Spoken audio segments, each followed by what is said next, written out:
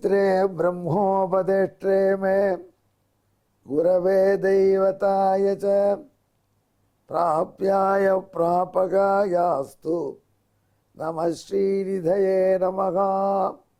नमो वेंकटेशाय।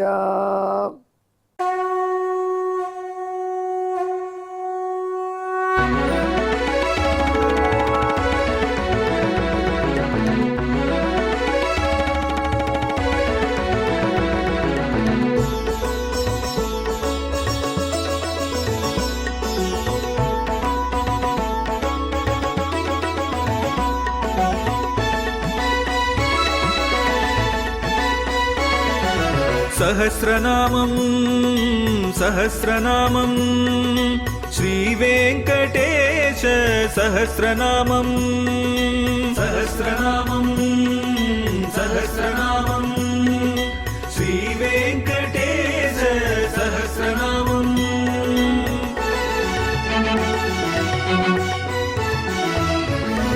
உலகில் கலிவினை தோஷம் அகற்றும் நாமம் சஹஸ்ரநாமம். உயர்வுகளை வாழ்வில் அளிக்கும் நாமம் சஹஸ்ரநாமம். திருமலையில் தினம் அர்ச்சனை நடைபெறும் நாமம் சஹஸ்ரநாமம். திருவேங்கடனின் தரிசனம் காட்டும் நாமம் சஹஸ்ரநாமம். சகஸ்ரநாமம் சகஸ்ரநாமம் श्रीवेङ्कटेश सहस्रनामं सहस्रनामं सहस्रनामं श्रीवेङ्कटेश सहस्रनामं। அன்பர்களே, இப்பொழுது நாம் ஸ்ரீ வெங்கடேச திவ்ய சஹஸ்ரநாமத்திலே 348வது திருநாமத்தை அனுபவிக்கப் போகிறோம்.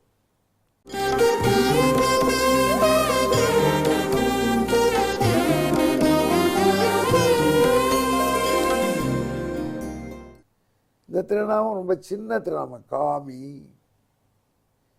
காமி என்ற உடனே உங்களுக்கெல்லாம் காமத்தை உடையவர், ஆசை உடையவர் என்று அர்த்தம் தோணும். எம்பெருமான் கோபிகள் மீது காதல் கொண்டிருந்து காமத்தோடு தான் காமி, அப்படி அர்த்தம் சொல்லலாம். எம்பெருமான் கோபிகளை காமித்தான், கோபிகள் மீது அவ்வளோ ஆசை கொண்டிருந்தான், எல்லோரும் காமியாக இருந்தான், அந்த அடிப்படையில் காமி என்று பெயர் என்று சொல்லலாம். ஆனால் கோகுலத்தினுடைய வரலாறை சொல்லும் பொழுது நாரதர் சொல்லியிருக்கணும். இப்போ தான் கிருஷ்ணன் கோகுலத்தை விட்டு வந்தாச்சே, இப்போ தான் ருக்மிணி கல்யாணம் பண்ணாச்சே, சென்ற திருநாமத்தில் பிரத்யும்னுடைய ஜனனம் வரைக்கும் சொல்லி ஆயிடுத்தேன். அதனால் திரும்பி ரீட்ரேஸ் பண்ண மாட்டார் நாரதர். அப்போ இந்த காமி என்று எதை சொல்கிறார் என்று நாம் யோசித்து பார்த்தா ஒன்று புரிகிறது. காமனை உடையவன் காமி, அப்படி போடு ஒரு போடு. காமன் யார்? பிரத்யும்னன். காமன்னா மன்மதன். மனிதன் மட்டும் காமன்னு பேர். நம்ம தமிழகத்தில் வாரியார்னு ஒரு பெரிய சொற்பொழிவாளர் இருந்தார், பெரியவர். அவர் நல்ல அழகான நகைச்சுவையோட கதை சொல்வார் தமிழில். அவர் சொல்வார், மன்மதனுக்கு காமன் என்று பெயர். காமன் என்று ஏன் பெயர் மன்மதனுக்கு? சப்ஸ்கெல்லாம் ஆசையை தோன்றவன், அதனால காமன்னு சொல்கிறோம். அதெல்லாம் விடுங்க, காமன் அவர் எல்லாருக்கும். ஆமாம், எல்லாருக்கும் பொது. அது ஹிந்துவோ முஸ்லீமோ கிறிஸ்டியனோ எல்லாரும் காமன் பாடம் போட்டால் மயங்கி போயிடுவாங்க. எல்லா மதத்துக்கும் காமனான கடவுள் மன்மதன். அதெல்லாம் அவனை யாரும் மறுக்க முடியாது. அதெல்லாம் அவனுக்கு காமன் என்று பெயர் என்று ஒரு நகைச்சுவையாக சொல்கிறார். அது ஒரு விஷயம் இருக்குது. யாராக இருந்தாலும் அந்த மன்மத பானத்துக்கு வசப்படாதவர்கள் கிடையாது. அந்த காலத்தில் பழைய பெரிய பாட்டு ஒன்று, மன்மதலிலேயில் வென்றவர் யாரும், அப்படிலாம் ஒரு பாட்டு ஒன்று வரும். மன்மதலிலேயே ஜெயிக்க முடியாது. அப்பேற்பட்ட காமன் மன்மதன் இருக்கிறானே, அந்த காமன் நடுவில் எங்கே இருக்கான்னு அட்ரஸ் தெரியாமல் போயிட்டான். ஆமாம், பரமசிவன் தான் எரிச்சு விட்டார். சதி தேவிக்கு மட்டும்தான் தெரியும். மற்றவாளுக்கெல்லாம் அவனுடைய ஃப்ரெண்டு வசந்த் கூட காமனை பார்க்க முடியாது. பேசலாம், கேட்கலாம். Hello, where are you my dear friend Manmatha அப்படின்னா, I am by your side ஒல்லின்னு, அவ்வளோதான். கிட்டே பார்த்தா தொட முடியாது, ஒன்றும் முடியாது.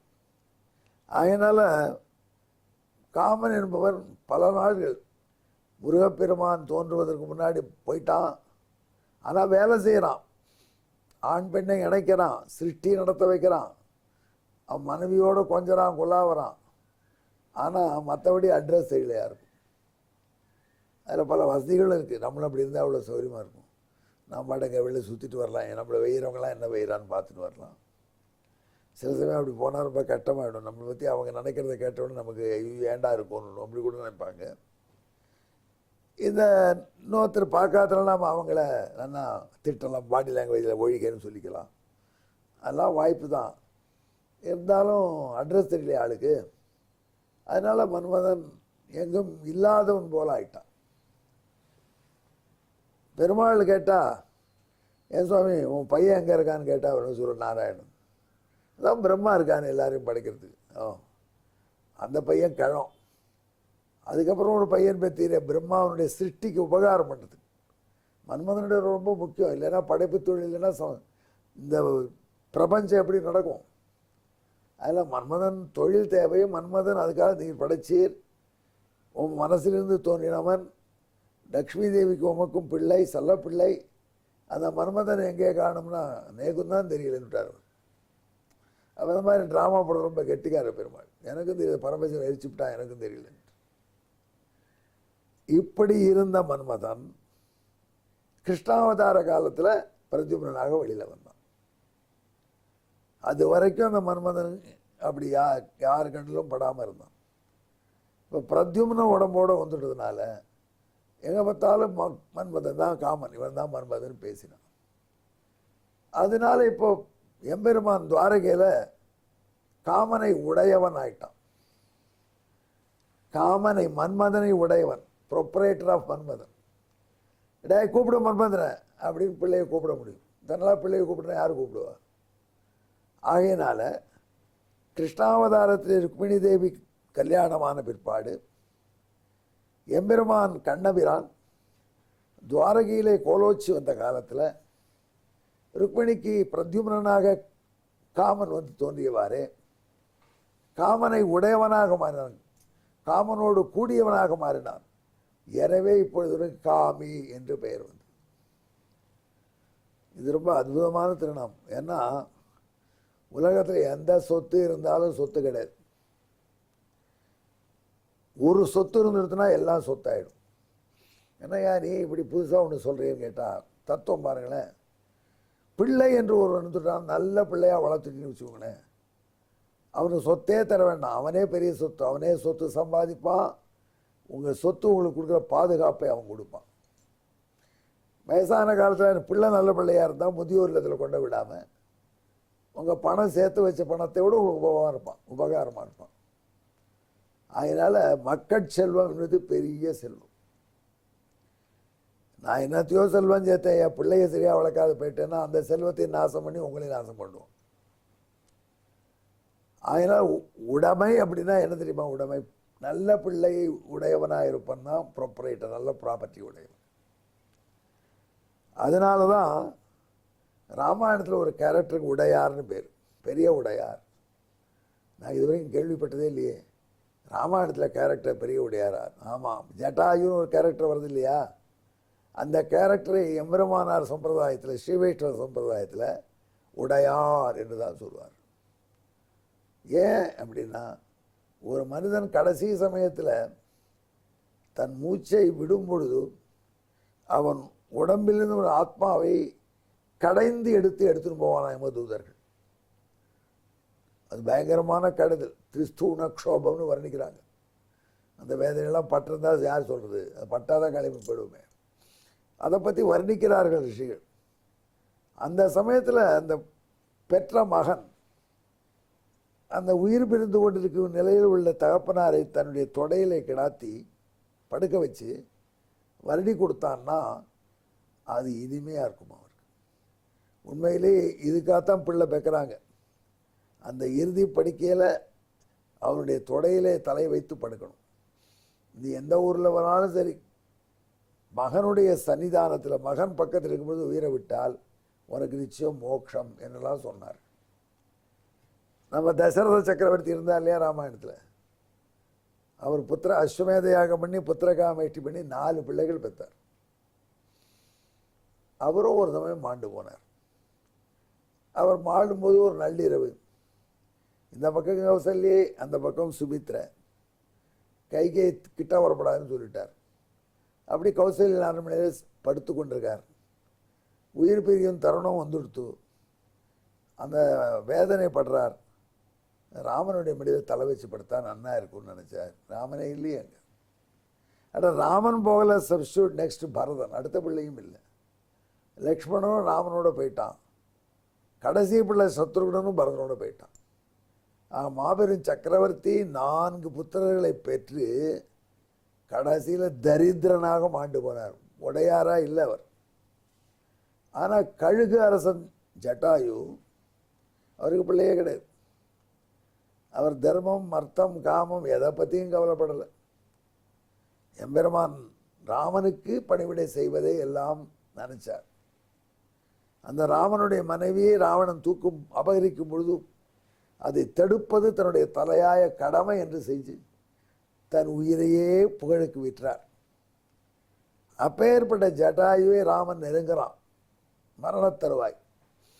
அப்பொழுது ஜட்டாயு ராமனிடம் அவருடைய மடியிலே தலை வைத்து கொண்டே பேசி உயிரை விட்டார். ஒரு பிள்ளையும் பார்க்கல. அவருக்கு ராமன், லக்ஷ்மணன் 2 பிள்ளைகள் பக்கத்தில் இருந்து அவருடைய அந்த திரிஸ்தூணக்ஷோப வேதனையும் பொழுதும் ஆறுதலாக இருந்தார்கள். அவருக்கு இறுதி சம்ஸ்காரமும் பண்ணினார்கள். அதான் அவர் தான் ரிச்சஸ்ட் பர்சன்கிறார். இப்போது உடையவராகணும்னா பகவான் நாராயணன் தான், உலகம் முழுக்க அவனுடைய பிள்ளைகள் தான். இருந்தாலும் காமன் வந்துட்டான் என் பிள்ளைன்னு உடனே பகவான் சொன்னான், இப்போ தாண்டா நானும் செல்வம் உடையவனானே, மக்கள் செல்வனுக்கு என்று காமனாகிய மன்மதனை உடையவனாக பெருமிதப்பட்டான் பகவான். எனவே காமி என்றவருக்கு பெயர். அன்பர்களே, இந்த மந்திரத்தை, திருநாமத்தை ஜெபிப்பவர்கள் தங்கள் பிள்ளைகளோடு ஆனந்தமாக இருப்பார்கள். எங்கே என்னுடன் கலந்து ஜெபியுங்கள். திருவேங்கடமுடியானுடைய திவ்ய மங்கள விக்கிரகத்தை தியானம் செய்து கொண்டு காமினே நமஹா.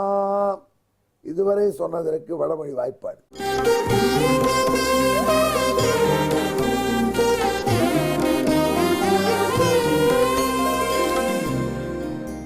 காமஸ்ய ஜனகோ யஸ்மாத் ஸ்வதியம் காமகம் ததத் காமீதி கரித கிருஷ்ணः காமம் சாசிதேஷு ததத். இதற்கு தமிழ், காமன் மீண்டும் காண உடலுடன் உலவிட கண்ணன் காமனை உடையவனானான், காமி என்ற பெயரை பெற்றான் மலையப்ப பெருமானே. காமினே நமஹா. நமோ வெங்கடேஷாயா. நன்றி, வணக்கம்.